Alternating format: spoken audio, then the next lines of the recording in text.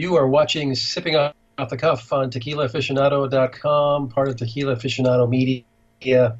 I'm Alex Perez in Southern California. I And am Mike that gentleman Morales. there is... I'm Mike Morales here in San Antonio, and if we're a little herky jerky, it's the internet connection, and that's what we're doing. Alex, superhero Mike Morales. yes, yeah, I'm actually one. uh, this is a cute movie. The I T-shirt's liked cute. it. I liked it. Yeah, the T-shirt's cute. Well, it was nominated for an Oscar. So, Yeah. what the heck? Alex, tonight we have something very, very special and interesting to taste and dissect. This is Mi Campo. Not to be Campo. Mi Campo. Yes. Now, I like the label. I do too. I think we should nominate it right off the bat for brand of promise, just in the labeling. Not necessarily the bottle, because it's a pretty much a nondescript bottle. But Yeah. It's got raised lettering here. It says Jalisco, Mexico. What do we know about this brand, Alex? I know a little bit about it, but Yeah, I really like the graphics on that bottle. So yeah, it's I'm very sure there's a lot of meaning behind it. It'd be nice to find out what it is. But yeah, it's a Constellation brand. yeah, It's a Constellation brand, like yeah, coming out of La Cofradía, yeah. one of our Well, faves. yeah, the thing, just when you think you've had every single iteration of a tequila that comes out of La Cofradía, they have something else that comes out. I mean, they got winners that come out of And that. it's not ceramic. Yeah, well, yeah. Um, we have, there are brands like 512, which is based in Austin here in Texas. You've got Senor Rio, of course, Casa Noble, which is the flagship brand. Um, what I know Yeah. about what I know about this brand, we didn't get any POS material from Shadow, the PR company. We did get a nice little letter from Carolyn and Alexis for making this happen. But what I know about this brand is that this is Constellation's attempt at attracting millennials. This is specifically geared to millennials. I don't know about you, Alex, but I've been reading left and right about how the millennial market is killing beer and wine. Oh, Because yeah. nobody's buying it. I'm reading something else that says millennials are drinking lower alcohol, like mocktails and things like that, because they don't want to be seen on social media, out of control. So who do you Sure, believe? and that makes sense. That makes sense. You've got beers that are they're called session beers. Your alcohol content is just below 5, which is not bad. They can have 2, 3 beers instead of one, nine, ABV IPA. Yeah, yeah. And it's nothing new either, because that kind of that type of beer, I think in Colorado they used to call it near beer. So it's got a real small amount of. It's kind of like cider, like the cider market has kind of a lower ABV, but. Yeah. But anyway, so I'm gonna use my Stossel Jarrito for the Blanco. This is a Blanco. Yep, and you got the handy dandy Glencairn. You did get your I love Jarritos my too, Glen. right? Yeah, yeah. Okay, all right. Well, I'm gonna use the one I with didn't the take. longer. I didn't bring it out. I didn't bring it to the show though. Oh, okay. Well, that's okay, because actually Stossel makes both the Glencairn and the Jarrito, so um, that is quickly becoming adopted as the glass for tequila. Nice nose. Oh yeah, it's I I looked them up, Mike. There's a little bit of information out there. but besides La Cofradía, what else do we know about it? Well, they actually rest the Blanco for a real short period. They In rest Napa Valley Chardonnay barrels for 3 weeks. So is it the Blanco that they're resting, or is it the Reposado that they're resting in the Oh, barrels? Blanco, The the Blanco Blanco, also. Blanco. Oh, no Yeah. kidding. Okay. So they're putting the Blanco in Napa Valley Chardonnay barrels for 3 weeks. So well, and I was gonna say I thought maybe the bottle was a little tinged, the glass, because it does look a little darker than Really pale, right? Like a real yeah. pale something. Well, Herradura used to rest their Blanco and used to call it a Blanco Suave, and I still prefer using that nomenclature, even though it's they pull it out before they have to call it a reposado.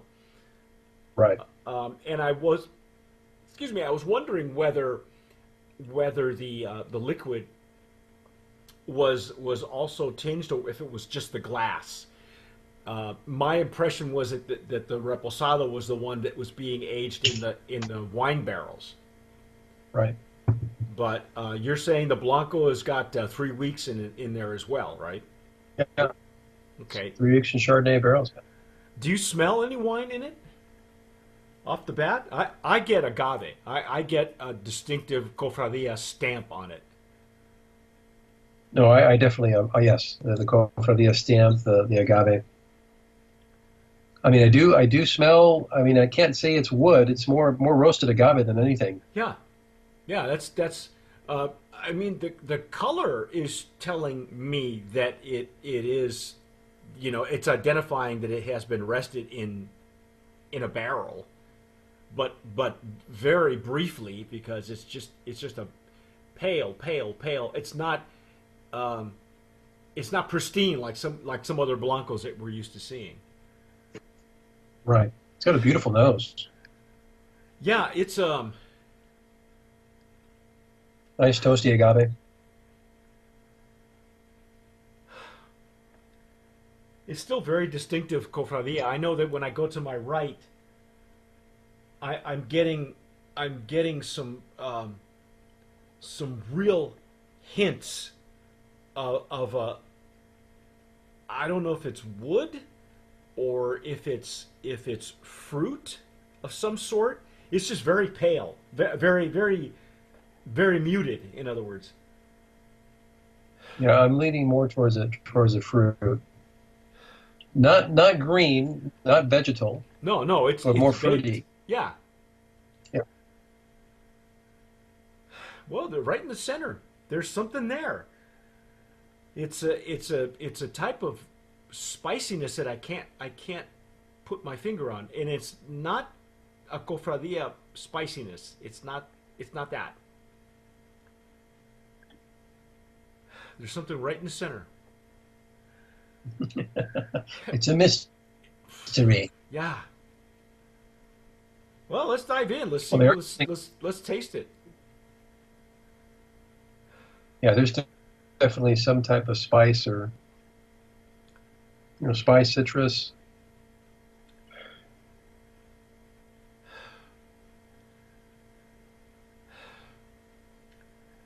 Maybe some type of oakiness in there. Yeah, it's like a combination. It's an interesting combination. I'm not, it's not a pronounced nose though. I'm really having to dig for it, even in a jarrito, and of course for the sake of transparency, I just popped mine open. I just took the off camera. I took my cellophane off of it, so it's not like I've had it open for a while. I haven't. Could be tropical, pineapple tropical. Well, what Yeah, what are the typical notes in a because it's Chardonnay? not it's not lime, it's not lime lemony. No. It's more tropical to me. Okay. I'll buy that. I'll buy that. But definitely cooked agave, a little pepper, a little spice.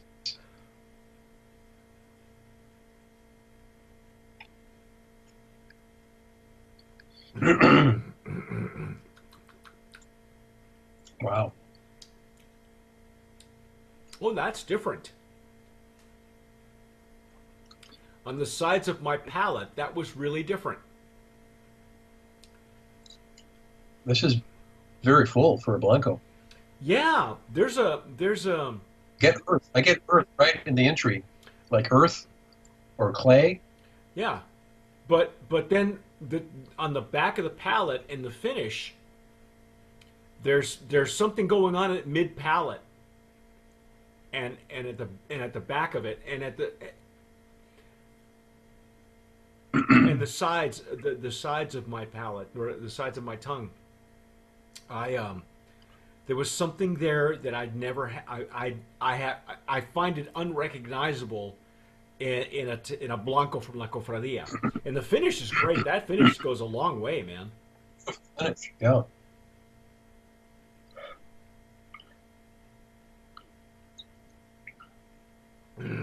Getting to the nose now too. Uh,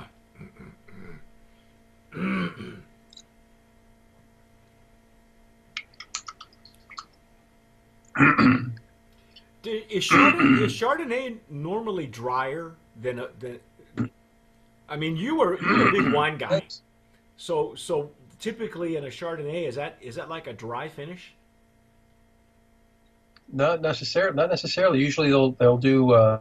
It'll be toasty, buttery. Depends how they if they have malolactic fermentation. Depends on the fermentation. Depends if they what they're doing with it. Well, we've been to La Cofradia. We've been to and just I know we keep calling it La Cofradia. If you folks know it by gnome number, it's 1137. That's the gnome. Um, and again, this is the tequila uh, that they're trying to attract millennials with, and obviously Constellation is the owner of the brand, and they've got a wide variety of wines. I mean that's what originally what they were known for is being a big wine house. Right. I like So their price point is right in the $20-$25 range. so not So only they're is this competing with. so this is a good value tequila as well. Oh yeah, they're competing with Campares Espolón, with La Tradicional, Milagro, Cazadores. It's all right in that price range. This is now that it's opening up a little bit more for me, I smell that sweetness in the center of the glass, and it's a type of spiciness. Yeah, I'm just not. and I hate to say we smell sweetness, but it's a spice that smells sweet, right? Right. But here's my point. My thing is I'm not a wine person. And I probably should be. I grew up in Southern California, but about the only thing that I've ever enjoyed as a wine for me has been California White Zin, which is everybody's easy fallback. But the White Zin is more of a fruity, and I can't really say I've had enough Chardonnay to know the difference.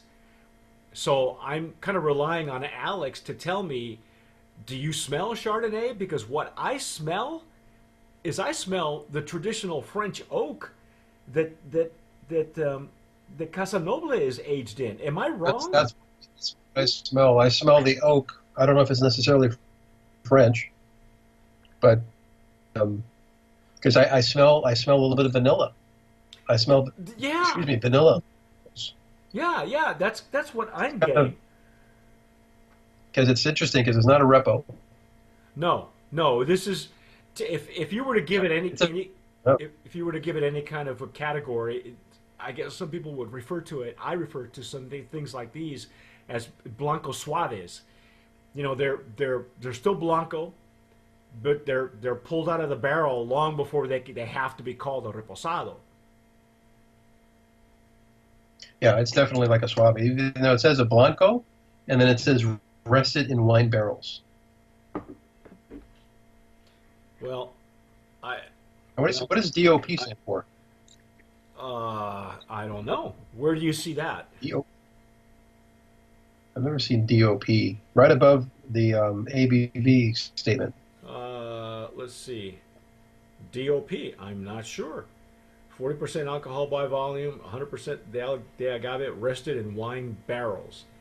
DOP. I'm not sure. I've never seen that on a label. At least not this season on Sipping Off the Cuff. So I'm not sure. DOP. We may have to do a little digging. Interesting. DOP. What does DOP stand for? I don't know. Mi Campo comes from the heart. The illustration by Mexico City artist Raul Urias depicts our passion for the art of creating tequila and our pride in the land from which it comes. We believe in improving on tradition. DOP, short for DOP. Oh, distintivo de denominación of origin. Really? You know what that means? It's Dominación origen patria? Nah, I don't know.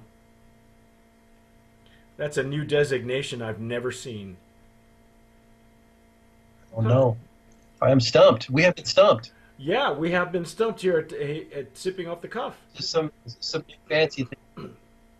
It probably doesn't mean anything, Dominación de origen de patria is the only thing I can come up with, but that doesn't even make sense to me. Distinctive denomination of origin. So that would be the denominación. No, that doesn't even make sense. DOP. Yeah, it doesn't make sense. I'm going to have to find out what that means. I'm not sure. Let's see. That's why we rest this tequila in wine barrels for a smoother finish. Well, I don't know about the finish. The finish is a nice warm fuzzy, which I'm familiar with. And it's one that you expect from a tequila from La Cofradia. I like the nose. Sure. Now that this is opening up, it really is a pleasant. It's more of a flowery. It's like a perfumey, like a flowery. It's getting stronger as it opens up. Like a flowy. Yeah, like a flowy. Yeah, it's got a nice nose. I would say if you're using a Glencairn or you're using if you're one of those people that examines a tequila before you decide what you're going to do with it, put it in a margarita, drink it straight, let it open up for you because or run it through an aerator for that matter. Because all the notes, I'm getting it right tropical fruit, right down the center. Tropical fruit. There's a spiciness, like you said. There's something intangible in there in the nose, and also I get it on the sides of my palate at the finish, at the rear. I'm gonna have to start delving into Chardonnay. I'm just not a wine guy. I don't know what to expect. I don't know if this is good, if it's a good representation, if they're just blowing smoke. I have no idea. I like it. Well, it's interesting. It's interesting why they would choose a Chardonnay barrel. Maybe because it's not as I don't know, charred as well. I guess it would be this. I guess a char wouldn't make a difference. You would have a light char anyway. Yeah.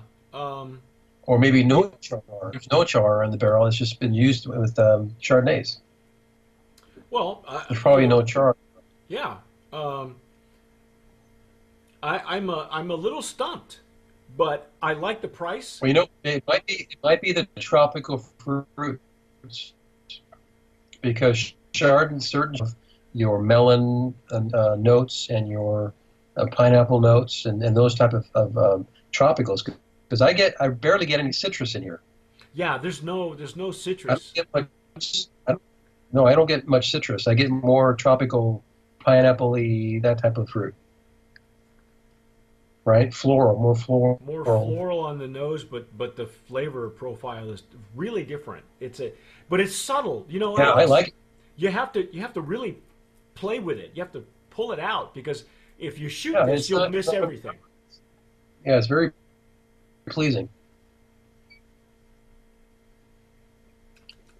Wow. So what do you think? Brand of Promise? I think Brand of Promise. Brand of Promise nominee. It's a very interesting bottle. Whoa, I didn't see that coming. Wow! Not to get you one. It's just I thought you were going to hit me with it. it's an ice cream stick. Poof! It's like no. I feel like I'm at a wine auction. Buy. Yeah. Sold. I think it's a good in the value category as well. I mean, we know we've been to La Cofradía. We know how they produce their tequilas.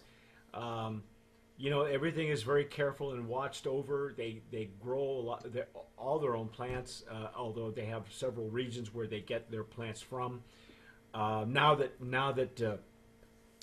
this is the stablemate to Casa Noble, geared specifically to millennials, and it is being aged in Napa Valley wine barrels. You know, and here it is, Alex. I was expecting something a little bit drier, similar to the Dulce Vida 5-year, the extra añejo. That's but those are one of my favorites. yeah, but it's a much drier tequila. So that's, I guess, what happened was I was expecting that, and not being a Chardonnay drinker, I didn't know what to expect. But having had a lot of that 5-year, you know, from Dulce Vida, I thought it was going to be a little bit drier, but it really isn't. It's No, and that one is aged in is it cognac barrel? I can't remember. No, it's rosé. It's like rosé barrel. Oh gosh, Or is it port barrel? I can't remember. I think port barrel. It's a deeper. It's a red wine of some sort. Okay. I'll have to. I got to dig it up. Yeah, I got to dig it up. I gotta go yeah, that's one of my favorites. Yeah, mine too. But you know, it's because I like the dry finish, and I'm not sure. I'm a little confused as to what I'm tasting. So I'm going to have to go reverse engineer this and go see what a Chardonnay is like. You know, I'm going to have to go buy a wine bottle. Yeah, and we like the bourbon stuff too, and that's dry too. So yeah, it can get confusing. But you know what? It's really, when you think about it, Mike, this tequila at the $20 price point, having been rested in Napa Valley barrels. Okay, so think of the cost involved in doing all that. And you know, the care in crafting this is a real value. Yeah, I agree with you. I think it's a Brand of Promise nominee. I'm both in value. It's a triple threat. Value. I like the labeling. I think the label is more and more brands are relying on a good, nice embossed label, and not so much on the bottle. So you know. I guess this is one of those where a lot of the effort is in the juice, and certainly don't let it, you know, it's not off-putting, it's not offensive. Don't let the gimmicks get in the way, but really give it a try. I'm going to have to spend some time with it. It's really one of those you spend time with. You can't, in fact, if you're a wine drinker, this might be the best thing for you to kind of, you know, if you're experimenting with tequila or experimenting with spirits at higher ABVs, this might be something that you'll really be able to pull out. And if you're watching us on YouTube, and you know, if you're a big Chardonnay drinker and you've had this before, tell us what you think. Yeah, you know, there's nothing wrong with it. I think it's well worth. Now, would you put this in a cocktail? Would it lose its charm in a cocktail, or is this a sipper? I mean, it's a sipper. I'd love to use it in a cocktail. You know, you don't go wrong with putting quality, you know, spirits in a cocktail. In fact, it'll make a better cocktail. So you just have to experiment with it. Yeah, and they got a cool website. Have you seen their website? I have not been on the website. I have not. I'll be honest. I have not. I was hoping I was going to get some information from them, but that didn't happen. So I just checked it out. I'm curious what this DOP stands for. I'm trying to see if I can find something real quick. DOP. We're going to have to. That may be something that I'll have to Google it and find out what that means. Anyway. Oh, you know what? The website describes the label too. Oh, okay. Yeah. Well, the label is on the back as well. The information on the label. I But read the that. Yeah. obviously this The part, artist. It's the artist as well. right? His name is on there as well. Yeah. Cool. I think it's a and if you can't even go wrong putting it on your back bar because if you're a bartender, this pours really easy. You know, it's got a good hand feel. At $20, it's a great value. Yeah. Yeah, So this can't go wrong. hey, that is our take on Mi Campo. That is the Blanco rested shortly in Chardonnay barrels. But stick with us because we are going to dissect the Reposado shortly. You Yes. you've been watching Sipping Off the Cuff on Tequila Aficionado Media on all of our platforms. I'm Mike Morales here in San Antonio. That gentleman is. Alex Perez, and thanks for watching. And as always, sip wisely.